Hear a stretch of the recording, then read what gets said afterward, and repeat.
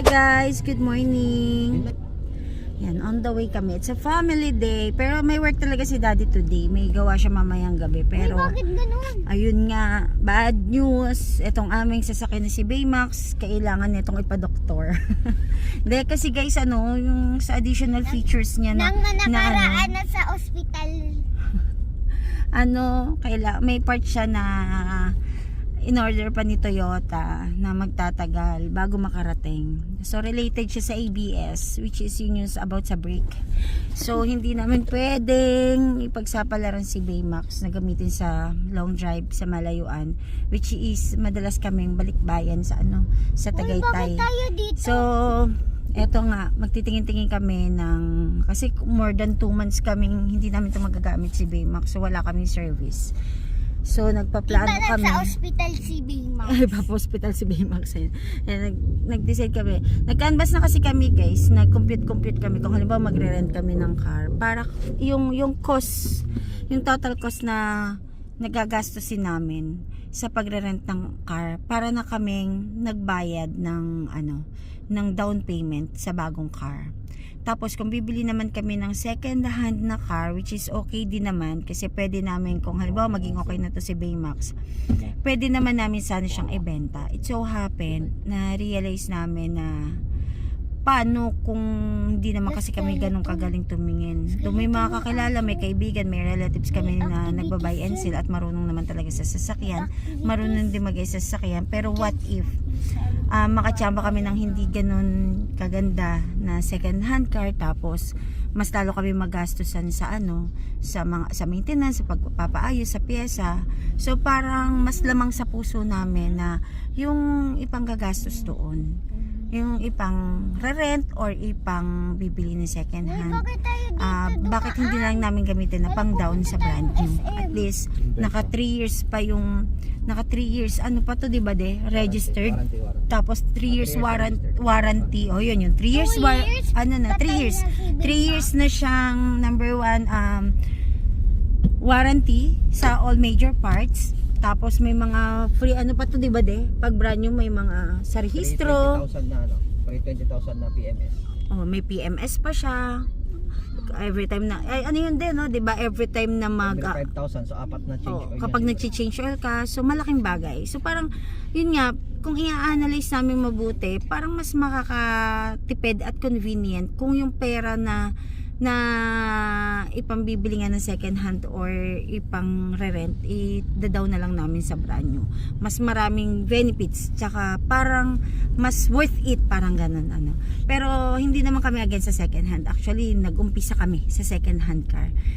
Yun nga lang, kaya namin to nasasabi kasi meron na kami mga experience na talaga namang yun nga, dahil hindi naman kami technically si Daddy sa marunong sa pyesa-pyesa, kaya yun, mas prepare namin watch talaga mag-brand new. Pero let's see, hindi natin alam kasi depende, kung masyadong mahal baka hindi kami magtuloy kasi baka hindi din namin kayanin mag-monthly kasi yun nga, wala kami ngayon pang spot cash.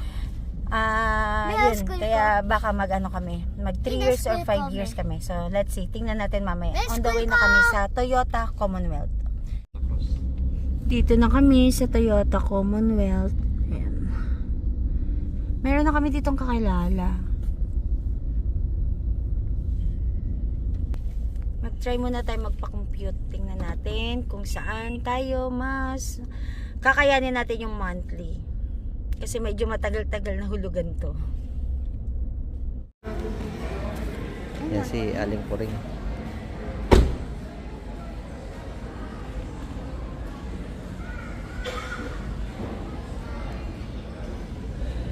Ito yung Toyota. Ito yung Toyota Innova na manual. Kaso kailangan ko matic. Ito yung sa Avanza. Naman kaso manual, kailangan ko matic.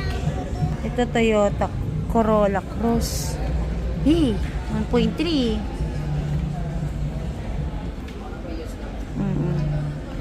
Mas matangkad to.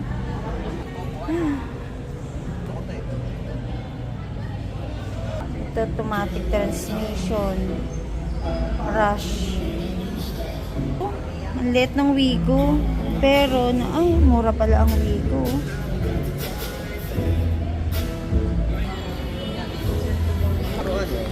Bump car. Ay, ito sasabi tuhod niya. Sabi to tuhod niya. Lupa agad yung Wigo. Sige, try mo, Kel. Kung sasabit yung tuhod mo. Uy. Ay, sabit. Convenient. Parang hindi bagay ang laki-laki niya. Tapos ano. Manual pala to, kaya 600. 800 na yan. Ah, okay. Pag ano, nga pala manual. Ganda din kasi, oh. Canvas pa rin kami nitong Velus. Uy, ang ganda, naka-mugs na. Sige daw, di, sakyan mo. Ay, wow. Ay, maganda loob nito. So, tayo may ilaw. Maganda loob nito. Computerized pa. Mas maluwag. Ang Velus. Try natin sakyan si Velus. Aray ko rin. Hipit ako. Ayun, automatic. Ay, ang ganda, oh. Ay, ang ganda nito. Ay, mas maganda ang Velus. Mas maganda, guys, ang Velus. Pupanda talagang... Inaapakan ko nga yung preno kanina. Kaya may ilaw. Ano? Sabit. Hindi, siyempre iatras mo yung puan kung sasabit. Sabit ka, Kel? Yan. Tumataas manibela niyan. Alam ko sir. Ito, Avanza. Family car nga kailangan. Ah, ganito. Ah, kasi kailangan na po-fold to. Dati mo nga doon sa siksek yung ganyan. Hindi, kung yung isa pa ganun. Ah, pwede naman. Ganun din, katulad sa pick-up natin. Ito ay Toyota, ano to?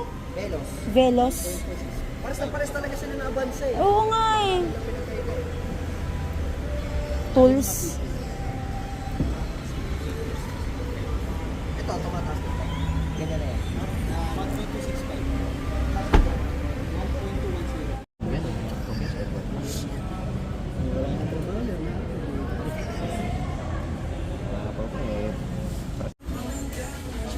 Oh, she's strong.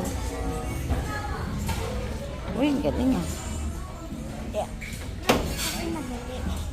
Oh, good job.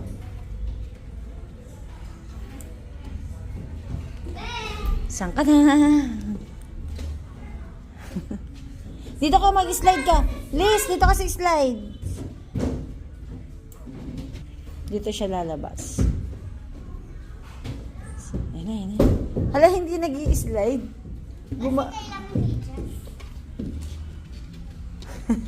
Gumagapang. O, dito ka lang. Sit down. Upo lang ako dun. Sige nga, buuhin mo nga. Si Macdo.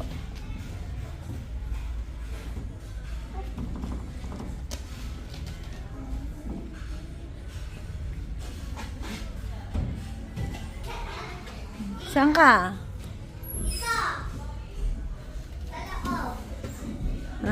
Okay.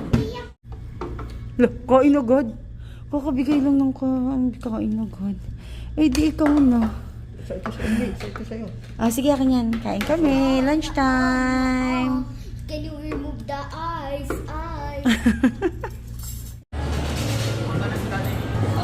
Yan. Family day namin. It's Saturday. Yan. Punta kami sa Tom's. Tambayan namin to. Excited sila, love.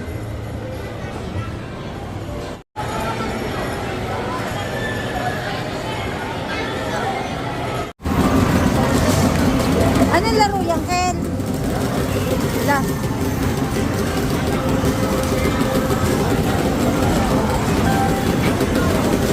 San Siles?